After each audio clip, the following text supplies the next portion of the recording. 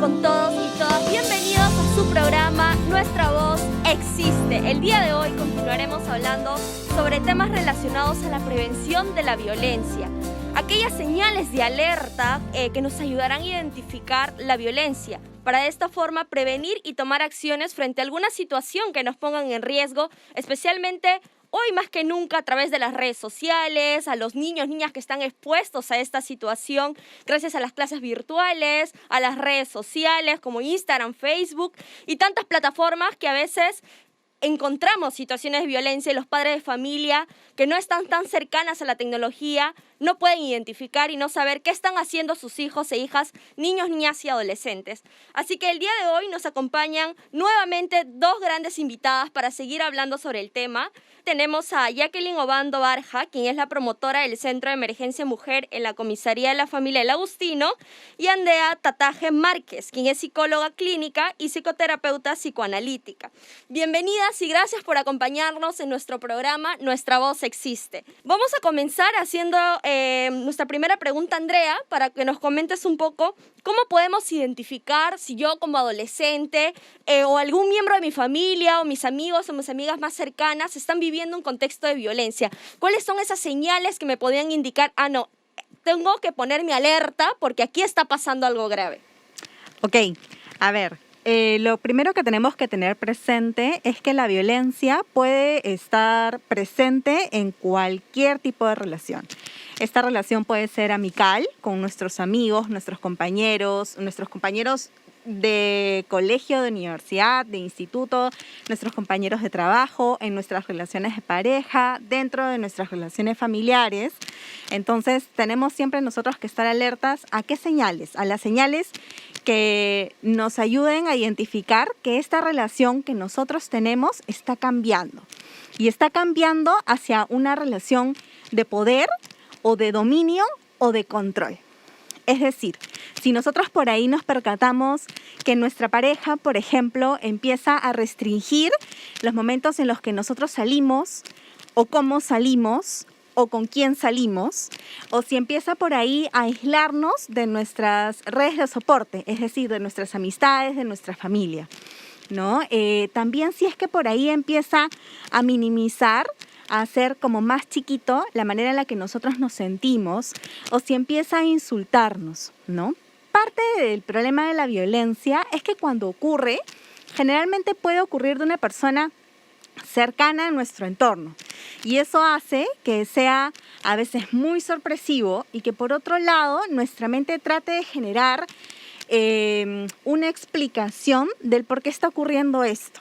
Entonces, lo que ocurre generalmente es que a nosotros nos dé vergüenza, culpa y que incluso tratemos como de razonar o encontrar una explicación lógica que dé cuenta de, ok, entonces yo hice esto, y por eso es que mi pareja, mi familiar, mi papá, mi mamá, mi profesor, mi amigo hizo tal cosa, ¿no? Me agredió, me respondió mal, me pegó, me insultó, minimizó lo que yo estaba diciendo. Parte de que uno empieza a sentir culpa, ¿no? Implica que quizás uno empiece a mostrarse diferente, ¿no? A mostrarse más tímido, a por ahí incluso a generar excusas para no poder asistir a reuniones, ¿no? A utilizar alguna prenda que cubra de repente alguna herida que haya sido causada por un acto violento. Y entonces siempre es necesario como estar alerta a un cambio brusco de comportamiento dentro de nuestros amigos, por ejemplo. Porque la violencia nos puede pasar a nosotros, pero nos puede pasar también, o le puede pasar también a un familiar o un amigo cercano, ¿no? Y es importante, por tanto, estar siempre como pendiente, ¿no? De los seres queridos que uno tiene. Otra de las cosas, por ejemplo, que también se da mucho a propósito de lo que mencionaba de las redes sociales, es que empiezan a controlar absolutamente todas las cosas que uno hace por esos medios. Como por ejemplo, a quién uno agrega, qué foto o publicación le pone like o le pone me gusta, ¿no? Con quién uno publica las fotos o qué ropa o qué uno está mostrando en estas fotos, ¿no? Entonces hay que tener como siempre el ojo puesto en este tipo de cosas, ¿no? Si por ahí tenemos una amiga o un amigo que era de lo más abierto, de lo más extrovertido y de ahí se muestra más bien súper tímido, vergonzoso, no publica absolutamente nada, se ha aislado, uno le dice, oye, vamos, ¿no? Y de pronto te dice, no, no tengo tiempo, o empieza a generar excusas que por ahí no tienen lógica, ¿no? O que rápidamente podrían ser descartadas.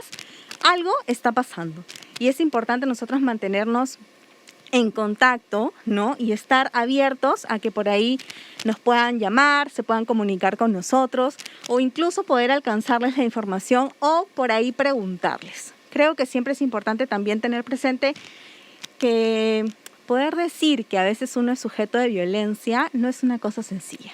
Toma tiempo, ¿no? Y normalmente no es denunciado en cuanto pasa, sino que pasa bastante tiempo hasta que esto pueda ser posible.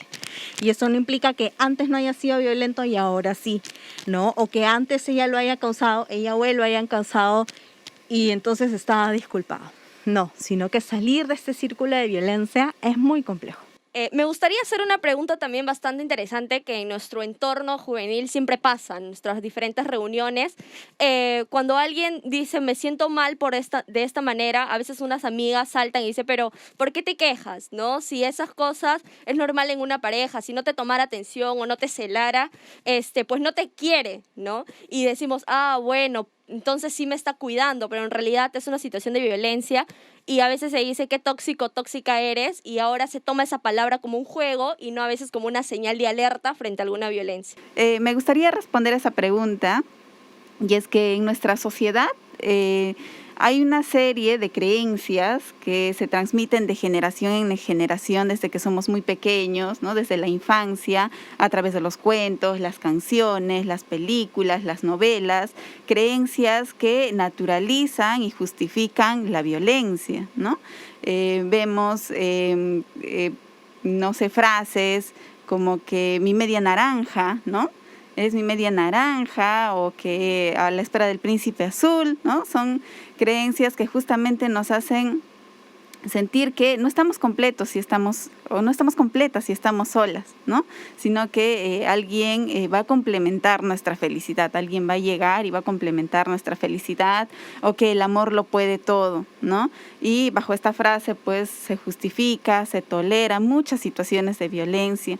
Y hay que entender también que la violencia no es que de la noche a la mañana una mujer pueda experimentar las 4 situaciones de violencia, los 4 tipos de violencia, como es la violencia física, psicológica, emocional o sexual a la vez, ¿no? Sino que es un proceso de menos a más, ¿no? Hay muchas situaciones de violencia que se han ido naturalizando, como les mencionaba, a través de los cuentos, las canciones, las creencias en nuestra sociedad. Creo que a partir de lo que nos comenta aquí, es importante por ahí, es tener presente siempre que esta normalización está en cada uno de nosotros.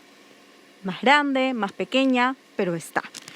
Y que eso implica que tenemos que hacernos responsables de lo que decimos y de cómo lo decimos. Si a alguna de nuestras amigas, de nuestros compañeros, de nuestros padres, de nuestros amigos, de nuestros hermanos pequeños nos cuenta alguna situación que pueda tener una característica violenta, creo que es importante primero prestarles atención y validar cómo ellos se han sentido, ¿ok? Porque ¿qué es lo que pasa en las situaciones de violencia? El registro propio de cómo uno se siente está trastocado, ¿no? No resulta claro para la persona. Y si nosotros sobre esa poca claridad le decimos, no, lo que pasa es que te quieres, si no te quisiera, ¿no? No te diría tal cosa, si es que no te quisiera, no le preocupara con quién sales, o qué te pones, o qué publicas, o qué comentas, ¿no? O con quién estás yendo a tal lugar. Lo que hacemos es justamente confundir mucho más a la persona. Lo que hay que hacer en esos momentos es justamente prestar oído y preguntarle a la otra persona cómo la ha hecho sentir esa situación y por qué. Esta posibilidad de poner en palabras eso que uno siente va poco a poco a clarificar el panorama y va a ayudar a la persona que es víctima de violencia a saber o identificar qué es lo que quiere hacer con esa situación. Si es algo que de repente siente que la está inhibiendo en alguno de sus derechos o libertades, ella va a poder, de pronto, ella, me refiero a la persona, va a poder decidir poco a poco qué es lo que quiere hacer. ¿Quiere alejarse de la persona? ¿Quiere ponerle un límite a esta persona? ¿Quiere denunciar a esta persona? ¿No? ¿Quiere contarle a otra persona de confianza hasta que se sienta fortalecida para tomar alguna decisión? ¿Qué es lo que desea hacer? Entonces creo que siempre es importante tener en mente que cuando nos cuentan un relato de este tipo, más allá de que uno lo haya podido ver o no, es importante siempre escuchar cuál es el registro afectivo, cómo se ha sentido la persona frente a esta situación. Y a partir de allí, acompañarla a identificar qué es lo que desea hacer con eso. Muy interesante y qué importante la escucha activa, la empatía y la asertividad frente si nos encontramos a esta situación de violencia, ¿no? Porque a cualquier persona le puede pasar, como tú mencionas. Y justamente, Jacqueline, me gustaría preguntarte, ¿en qué espacios se pueden manifestar estas señales de violencia o estas señales que me dicen, oye, aquí puede estar pasando una situación de violencia, ¿qué hacer, no? Sí, efectivamente. En realidad, las señales de alerta empiezan, como había mencionado, desde esas formas tan sutiles, ¿no? Tan, se podría decir, disimuladas, de poder ejercer violencia, ¿no? Y esto no solamente se da en la relación de pareja, ¿no? No solamente se da a través de esas situaciones de control o de los celos, ¿no? Sino que traspasa ese ambiente privado, ese ambiente de la relación de pareja y se traslada pues a la familia, ¿no? Esta persona, esta mujer que experimenta esta situación y algunas situaciones las ha naturalizado, ¿no? Como el tema de los celos o las situaciones de control, las justifica. Es porque esta mujer ha experimentado también o pudo haber experimentado durante toda su etapa de vida diversas situaciones, ¿no? Estas experiencias de violencia desde la infancia, el mismo acoso callejero, los piropos que muchas veces se naturalizan, se normalizan, ¿no? Y entonces hay que entender que las señales de alerta traspasan el espacio familiar, el privado, y se traslada al espacio público, ¿no? Al espacio laboral, en la escuela, en el colegio, en las relaciones de amigos. Podemos encontrar también en nuestro mismo país como tal, ¿no? Porque desde las normas, lo que es permitido, lo que es permisible, lo que no lo es, ¿no? Entonces vemos de que es importante tener en cuenta que en nuestra sociedad nos vamos a encontrar con esta serie de creencias, ¿no? De situaciones que van naturalizando, van normalizando estas señales de alerta. Justo lo que nos mencionas, Jacqueline, me gustaría preguntarlas a ambas, justamente, ¿dónde se origina este tipo de violencia, ¿no? Porque hablamos de estos espacios públicos, el acoso callejero, por las redes sociales también, pero ¿cuál es el núcleo, ¿no? ¿De dónde comienza esta violencia? Creo que justo lo que comentaba Jackie de hecho nos da pistas acerca de cómo el trato que nosotros recibimos a lo largo de la vida, ¿no? Va a marcar definitivamente el cómo nosotros nos relacionamos, no solamente con nosotros mismos, y entonces qué trato nosotros permitimos que se nos dé, sino también con las otras personas.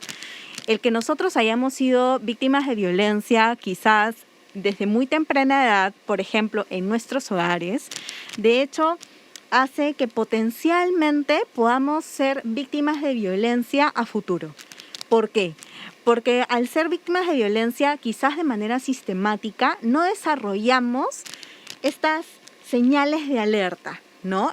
Como foquito rojo que a veces se enciende para decir, oye, esto ya no, ¿no? Esto no me gusta, esto no me parece bien, esto yo no lo voy a permitir. Entonces, a veces ocurre que existe violencia de manera transgeneracional.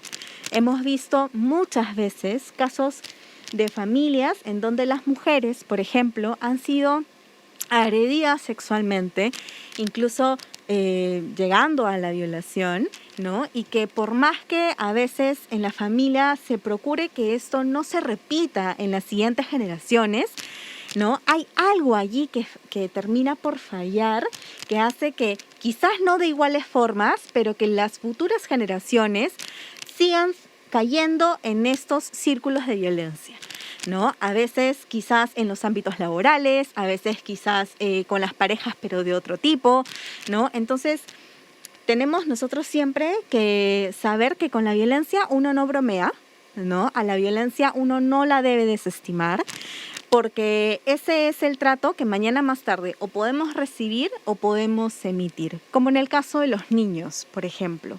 Cuando los niños son víctimas de violencia, ocurre muchas veces que no solamente observamos cambios bruscos en su comportamiento, como por ejemplo que puedan volverse mucho más irritables o por ahí que sean sumamente tímidos o que tengan cierto temor a quedarse con algunas personas en casa, ¿no? O que no quieran recibir ni emitir señales de afecto como un abrazo y que antes era completamente natural para él. Entonces, pero también puede ocurrir como la otra parte, es decir, que los niños se muestren en el colegio sumamente violentos, agresivos y que esta violencia pueda ser incluso vista en sus dibujos o en sus juegos. Entonces, creo que es bien importante que nosotros prestemos atención a cómo esta violencia no solo nos va a marcar a nosotros, sino a las personas que nos rodeen.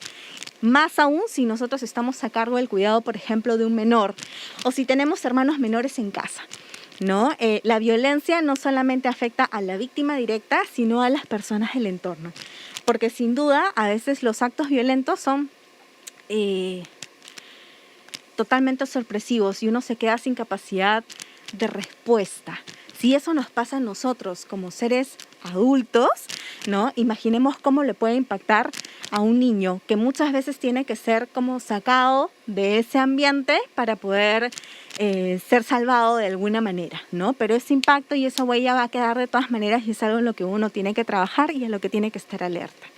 Muy interesante lo que nos comenta tanto Andrea y Jacqueline. Pero vamos a hacer una pequeña pausa y regresamos aquí en nuestro programa Nuestra Voz Existe para hablar ahora sí sobre qué medidas tomar frente a esta violencia. Regresamos, no se vayan, aquí en su programa Nuestra Voz Existe. En el Perú, el 27.2% de la población considera que la mujer merece castigo si no cumple con su rol de esposa y madre. En el Perú, de enero a octubre de 2021, se reportaron 8.491 casos de violación sexual. En el Perú, el 31% de la población considera que la mujer que viste provocativa busca que la acosen sexualmente. Nuestras acciones pueden cambiar el desenlace de estas historias. Sí, ahorita ya llegamos. Sí, señora. Haz la diferencia. Frena la violencia. Si necesitas ayuda, llama a la línea 100. Bicentenario del Perú. Gobierno del Perú. Retornamos en nuestro programa Nuestra Voz Existe, en la cual venimos hablando de estas señales de alerta junto a nuestras dos especialistas que están el día de nuestro programa, tanto Andrea como Jacqueline.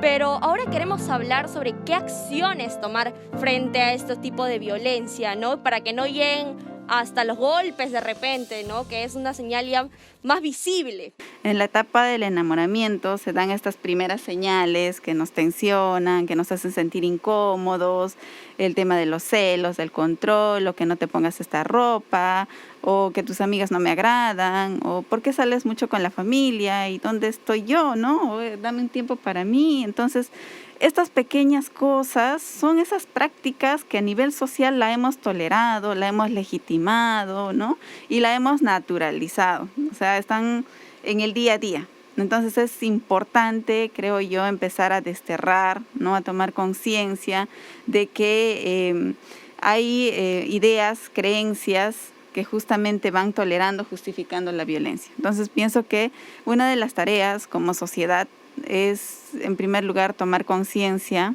¿no?, de estas situaciones que van tolerando, ¿no? Los celos no son demostración de amor, ¿no? Los celos no son amor, ¿no? Entonces, ir cuestionando, ¿no? Si igual, ¿no?, vemos las novelas, escuchamos esas canciones, ¿no?, donde mencionan que la mujer es la propiedad privada del varón, ¿no?, del enamorado. Entonces, ir pensando, ir cuestionando estas creencias, ¿no? Creo que eso sería uno de los puntos. Y por otro lado, también podemos tomar acción, ¿no?, buscar ayuda desde las instituciones, desde el Estado. Ustedes saben que pueden denunciar cualquier situación de violencia en una comisaría. Son las comisarías, creo yo, el espacio más cercano, porque los podemos encontrar en nuestros distritos, ¿no?, en la capital de provincia. Son esas instituciones que están más cercanas al ciudadano, a la ciudadana. Y también pueden acudir a un centro de emergencia mujer. Los centros de emergencia mujer pues son servicios públicos interdisciplinarios especializados en la atención a víctimas de violencia contra la mujer, violencia contra los integrantes del grupo familiar, ¿no? Los CEMS justamente lo que hacen es brindar apoyo, brindar ayuda en todo el proceso, ¿no?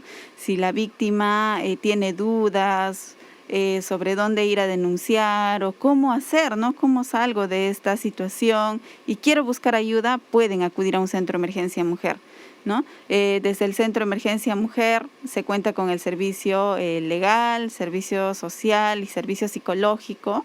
Te pueden apoyar durante todo el proceso, ¿no?, desde la denuncia, para que ustedes puedan ser acompañadas en todo el proceso. Se cuenta también con una línea telefónica que es la línea 100.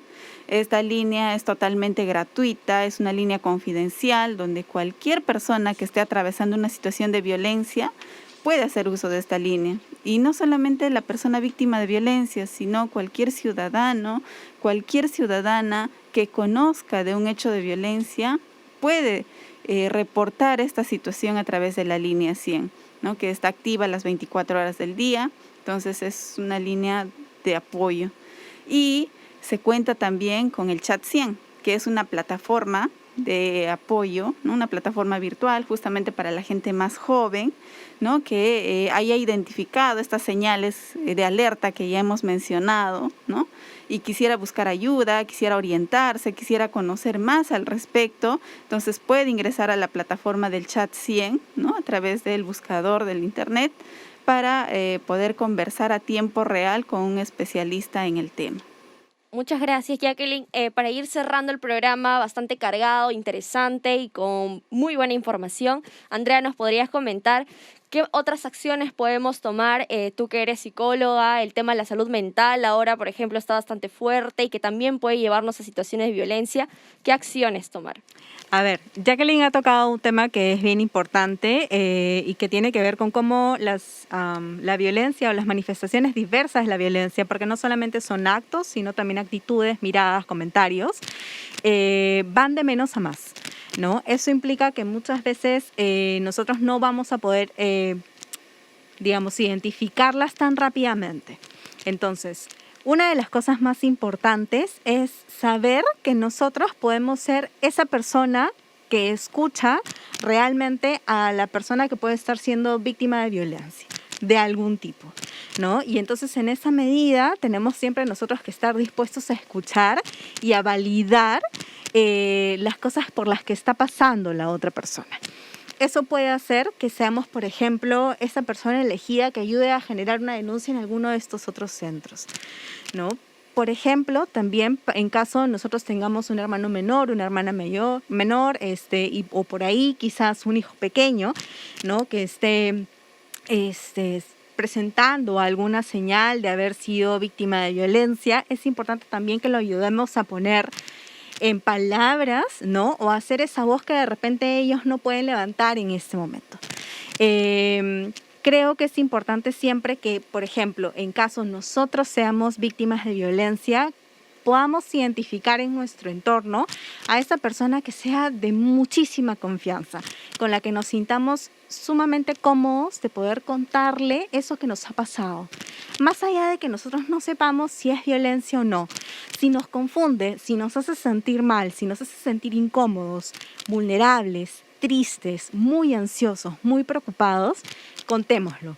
Y con la otra persona, quizás poco a poco podamos ir identificando de qué se trata esta situación que nos tiene así tan confundidos.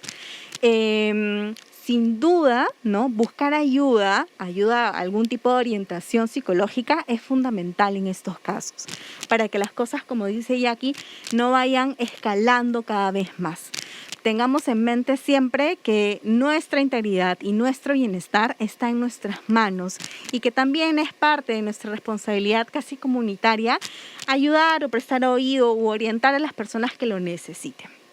Nosotros, además de la línea 100 que tenemos, el Ministerio de Salud también tiene una línea de orientación psicológica que es la 113, la opción 5, y ellos brindan justamente orientación de qué hacer en estos casos. Además, como las situaciones de violencia a veces son sumamente abrumadoras, también nosotros podemos acudir a los centros de salud comunitarios. En estos centros de salud siempre existe un psiquiatra a la mano. ¿Por qué es importante un psiquiatra? Porque si por ahí nosotros nos encontramos tremendamente nerviosos o esperemos no sea el caso, pero hemos sufrido algún tipo de violencia sexual, ¿no? O violencia física extrema, ¿no? Son personas que nos van a poder escuchar y son personas que nos van a poder acoger y orientar en ese momento de extrema vulnerabilidad. E incluso nos van a poder ayudar quizás con algún tipo de medicación si es que el caso fuera necesario.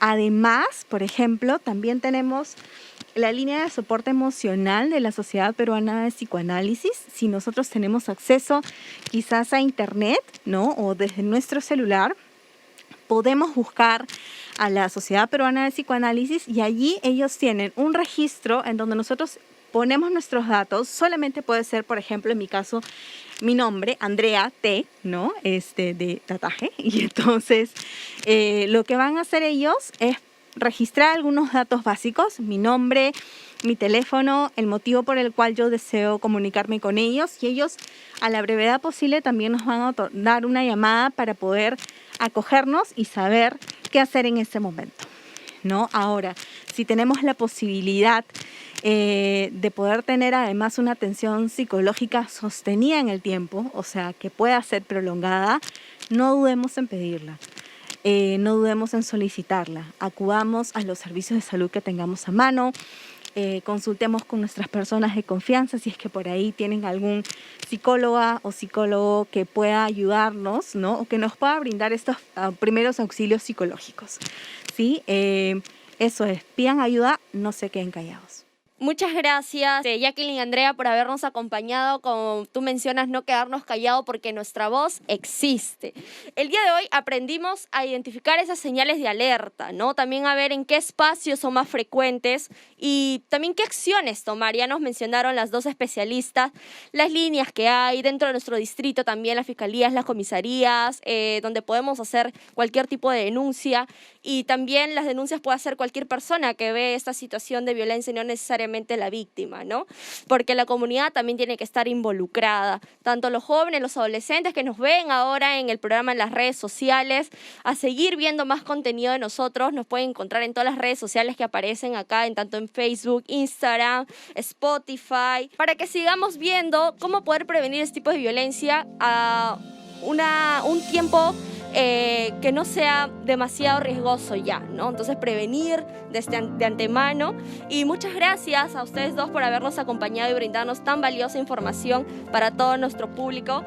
Así que los invitamos y recuerden que todos los miércoles y viernes a partir de las 6 de la tarde está nuestro programa Nuestra Voz Existe, con información valiosa para poder prevenir todo tipo de violencia, y también estamos en todos los mercados del Agustino, así que no se van a perder. De repente las personas que no tienen conectividad a internet o un celular, estamos presentes en los lugares donde toda nuestra población de Rico Agustino se encuentra, en los mercados. Así que muchas gracias por estar acompañándonos en nuestro programa y nos vemos en un siguiente capítulo aquí en Nuestra Voz Existe.